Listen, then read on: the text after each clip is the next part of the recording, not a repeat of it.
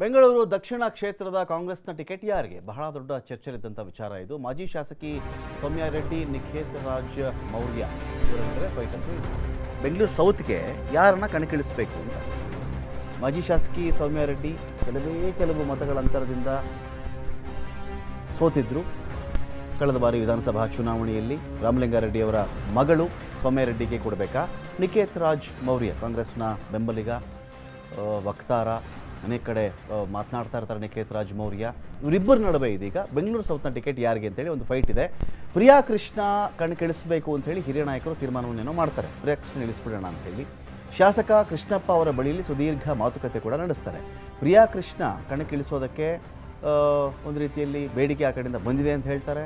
ಇನ್ನೊಬ್ಬರು ಇಲ್ಲ ಅಂತ ಚರ್ಚೆನೇ ಆಗಿಲ್ಲ ಅಂತ ಹೇಳ್ತಾರೆ. ಕೃಷ್ಣಪ್ಪ ಅವ್ರಿಗೆ ಮಿನಿಸ್ಟರ್ ಆಗಬೇಕು ಅಂತ ಇತ್ತು, ಮಿನಿಸ್ಟರ್ ತಪ್ಪಿಸಿ ಈಗ ಮಗನನ್ನು MP ಮಾಡಿಸ್ಬಿಡ್ತೀವಿ, ಕಣಕ್ಕಿಳಿಸ್ತೀರಾ ಅಂತ ಕೇಳಿದಾಗ ಅದಕ್ಕೆ ಒಪ್ಪುವ ಸಾಧ್ಯತೆ ಬಹಳ ಕಡಿಮೆ ಅಂತ ಕೂಡ ಕೆಲವರು ಹೇಳ್ತಾರೆ. ಇರಲಿ, ತಮಗೆ ಸಚಿವ ಸ್ಥಾನ ಕೊಡಬೇಕು, ಮತ್ತೊಬ್ಬ ಮಗನಿಗೆ ಬೈ ಎಲೆಕ್ಷನ್ಗೆ ಟಿಕೆಟನ್ನು ಕೊಡಬೇಕು, ಹಾಗಿದ್ದರೆ ಮಾತ್ರ ಮಗನನ್ನು ಕಣಕ್ಕಿಳಿಸ್ತೀವಿ ಅಂತ ಕೂಡ ಕೃಷ್ಣಪ್ಪ ಅವರು ಷರತ್ತನ್ನು ಹಾಕಿದ್ದಾರಂತೆ. ಹೀಗಾಗಿ ಇನ್ನೂ ಕೂಡ ಹಿರಿಯ ನಾಯಕರು ಗೊಂದಲದಲ್ಲಿ ಇದ್ದಾರೆ. ಪ್ರಿಯಾ ಕೃಷ್ಣ ಅವ್ರನ್ನ ಕಣಕ್ಕಿಳಿಸೋ ವಿಚಾರಕ್ಕೆ ಸಂಬಂಧಪಟ್ಟಂತೆ ಒಂದು ಮಾತುಕತೆ ಸಫಲ ಆಗಿಲ್ಲ ಅಂತ ಕೂಡ ಹೇಳ್ತಾರೆ. ಹಾಗಾಗಿ ಇಲ್ಲಿ ಸೌಮ್ಯಾ ರೆಡ್ಡಿನ ನಿಖೇತ್ ರಾಜ ಇಲ್ಲಿ ಅಂಥೇಳಿ ಒಂದು ಫೈಟ್ ಇದೆ. ಇಬ್ಬರಲ್ಲಿ ಒಬ್ಬರನ್ನ ಲೋಕಸಭಾ ಕ್ಷೇತ್ರಕ್ಕೆ ಕಣಕ್ಕೆ ಇಳಿಸಬೇಕು ಅಂತ ಕೂಡ ಹೈಕಮಾಂಡ್ ಚಿಂತನೆ ನಡೆಸ್ತಾ ಇದೆ. ಡೀಟೇಲ್ಸ್ಗಳಿಗೆ ಇದೀಗ ಶಿವಕುಮಾರ್ ಜೋಹಳ್ಳಿ ಇದ್ದಾರೆ. ಶಿವಕುಮಾರ್ ಜೋಹಳ್ಳಿ, ಎಲ್ಲಿಗೆ ಬಂತು ಬೆಂಗಳೂರು ಸೌತ್ ಕಾಂಗ್ರೆಸ್ನ ಟಿಕೆಟ್ ಕಥೆ ಅಂತ?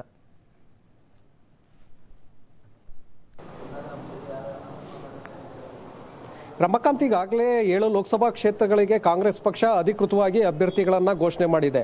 ಉಳಿದಿರುವಂತಹ 21 ಲೋಕಸಭಾ ಕ್ಷೇತ್ರಗಳಿಗೆ ಅಭ್ಯರ್ಥಿಗಳನ್ನು ಆಯ್ಕೆ ಮಾಡುವುದಕ್ಕೆ ನಿನ್ನೆ ಸುದೀರ್ಘವಾಗಿ ಸಭೆಗಳನ್ನು ಕೂಡ ಮಾಡಲಾಗಿದೆ, ಸ್ಕ್ರೀನಿಂಗ್ ಕಮಿಟಿ ಸಭೆಗಳಾಗಿದೆ.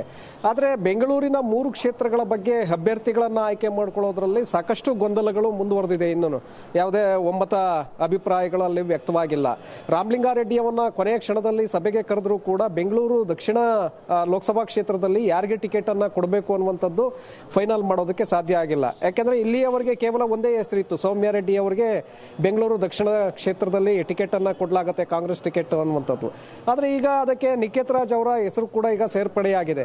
ಯಾಕೆಂದ್ರೆ ತುಮಕೂರಿನಲ್ಲಿ ಟಿಕೆಟ್ ಅನ್ನ ಬಯಸಿದ್ರು ನಿಖೇತ್ ರಾಜು, ಮುರಳೀಧರ್ ಆಲಾಪ್ ಅವರ ಜೊತೆ ಅವರು ಕೂಡ ಪೈಪೋಟಿಯಲ್ಲಿ ಇದ್ರು. ಯಾವಾಗ ಮುದ್ದನ್ಮೇಗೌಡರು ಬಿಜೆಪಿಯಿಂದ ಕಾಂಗ್ರೆಸ್ಗೆ ಬರ್ತಾರೆ, ಆಗ ಮುದ್ದನ್ಮೇಗೌಡರಿಗೆ ಅಲ್ಲಿ ಟಿಕೆಟ್ ಅನ್ನ ಅಧಿಕೃತವಾಗಿ ಘೋಷಣೆ ಮಾಡಿದ ನಂತರ ನಿಖೇತ್ ರಾಜ್ ಈಗ ನನಗೆ ಬೆಂಗಳೂರು ದಕ್ಷಿಣದಲ್ಲಿ ಟಿಕೆಟ್ ಅನ್ನ ಕೊಡಿ ಅನ್ನುವಂತ ಒಂದು ಬೇಡಿಕೆಯನ್ನ ಇಟ್ಟಿದ್ದಾರೆ.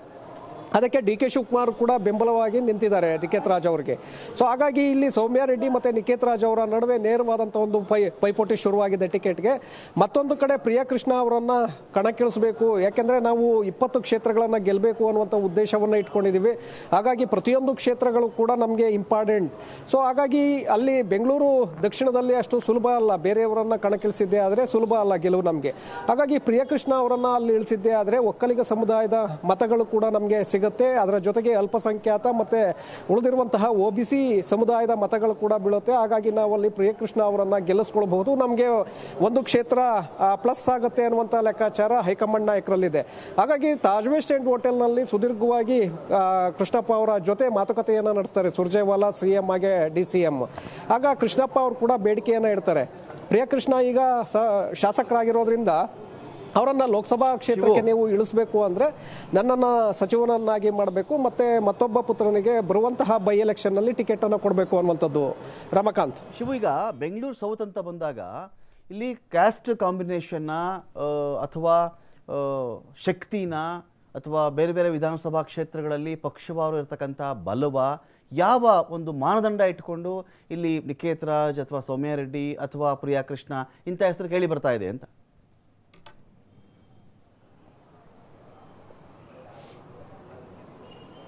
ರಮಕಾಂತ್, ಬೆಂಗಳೂರು ದಕ್ಷಿಣ ಲೋಕಸಭಾ ಕ್ಷೇತ್ರದಲ್ಲಿ ಅತಿ ಹೆಚ್ಚಿನ ಬ್ರಾಹ್ಮಣ ಸಮುದಾಯದ ಮತಗಳಿದೆ. ಅದನ್ನ ಹೊರತುಪಡಿಸಿದ್ರೆ ಒಕ್ಕಲಿಗ ಸಮುದಾಯದ ಮತಗಳಿದೆ. ಅಷ್ಟೇ ಸಂಖ್ಯೆಯ OBC ಮತಗಳು ಕೂಡ ಇದೆ.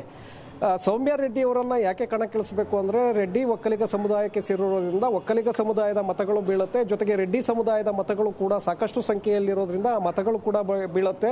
ಅದರ ಜೊತೆಗೆ ಅಲ್ಪಸಂಖ್ಯಾತ ಮತಗಳು ಕಾಂಗ್ರೆಸ್ಗೆ ಸಹಜವಾಗಿ ಬಂದಿದ್ದೇ ಆದರೆ ಅವರನ್ನ ಗೆಲ್ಲಿಸ್ಕೊಳ್ಬಹುದು ಅನ್ನುವಂಥ ಲೆಕ್ಕಾಚಾರ ಇದೆ. ಅದರ ಜೊತೆಗೆ ಬೆಂಗಳೂರು ದಕ್ಷಿಣ ಲೋಕಸಭಾ ಕ್ಷೇತ್ರ ವ್ಯಾಪ್ತಿಯಲ್ಲಿ ರಾಮಲಿಂಗಾರೆಡ್ಡಿ ಅವರು ಬಹಳ ಫೋಕಸ್ ಆಗಿರುವಂತದ್ದು. ಅಂದ್ರೆ ಇಡೀ ಬೆಂಗಳೂರಿನ ರಾಜಕೀಯ ಅನುಭವ ಬಹಳ ಚೆನ್ನಾಗಿದೆ ರಾಮಲಿಂಗಾರೆಡ್ಡಿ ಅವರಿಗೆ. ಯಾವ ಕ್ಷೇತ್ರದಲ್ಲಿ ಯಾವ ರೀತಿಯಾದಂತಹ ಒಂದು ತಂತ್ರಗಾರಿಕೆಯನ್ನ ಮಾಡಬೇಕು, ಎಲ್ಲಿ ನಮ್ಮ ಅಭ್ಯರ್ಥಿಗಳನ್ನ ಗೆಲ್ಲಿಸ್ಕೊಳ್ಬೇಕು ಅನ್ನುವಂತ ಒಂದು ಅನುಭವ ರಾಮಲಿಂಗಾರೆಡ್ಡಿ ಅವರಿಗೆ ಇದೆ.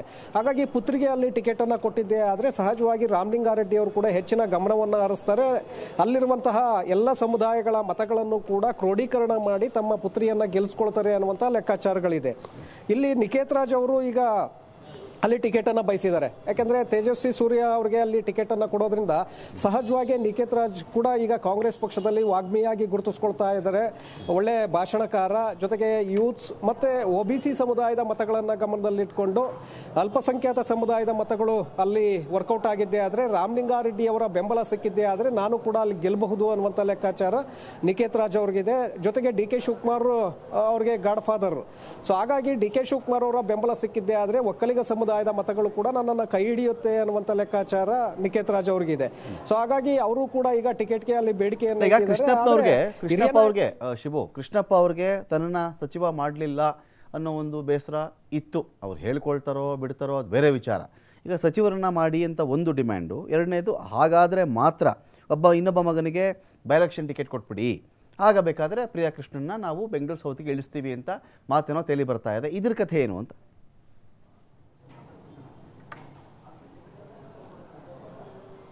ಖಂಡಿತ ರಮಕಾಂತ್, ಯಾಕೆಂದ್ರೆ ಕೃಷ್ಣಪ್ಪ ಅವರು ಸುದೀರ್ಘವಾಗಿ ಮಾತುಕತೆಯನ್ನ ಮಾಡಿದ್ದಾರೆ. 3 ಜನ ನಾಯಕರು ಕೃಷ್ಣಪ್ಪ ಅವರ ಮನವೊಲಿಸುವಂತ ಒಂದು ಕೆಲಸವನ್ನ ಮಾಡಿದ್ದಾರೆ. ಆದ್ರೆ ಕೃಷ್ಣಪ್ಪ ಬಹಳ ಸ್ಪಷ್ಟವಾಗಿ ಡಿಮ್ಯಾಂಡ್ ಅನ್ನ ಇಟ್ಟಿದ್ದಾರೆ.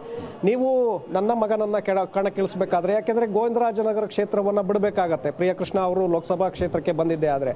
ಹಾಗಾಗಿ ಅವರು ಆ ಲೋಕಸಭೆಗೆ ಇಳಿಬೇಕಾದ್ರೆ ನೀವು ನನ್ನನ್ನ ಸಚಿವರನ್ನಾಗಿ ಮಾಡಬೇಕು, ಮತ್ತೊಂದು ಕಡೆ ನನ್ನ ಪುತ್ರನಿಗೆ ನೀವು ಬೈ ಎಲೆಕ್ಷನ್ ನಲ್ಲಿ ಗೋವಿಂದರಾಜನಗರ ವಿಧಾನಸಭಾ ಕ್ಷೇತ್ರದ ಟಿಕೆಟ್ ಅನ್ನ ಕೊಡಬೇಕು ಅನ್ನುವಂತ ಡಿಮ್ಯಾಂಡ್ ಅನ್ನ ಇಟ್ಟಿದ್ದಾರೆ. ಇದಕ್ಕೆ ಸಹಜವಾಗಿ ಡಿ ಕೆ ಶಿವಕುಮಾರ್ ಅವರು ವಿರೋಧವನ್ನು ವ್ಯಕ್ತಪಡಿಸಿದ್ದಾರೆ ಅನ್ನುವಂತ ಮಾಹಿತಿಗಳು ಕೂಡ ಇದೆ. ಸಿದ್ದರಾಮಯ್ಯ ಅವರು ಒಪ್ಪಿಗೆಯನ್ನು ಕೊಟ್ಟಿದ್ದಾರೆ.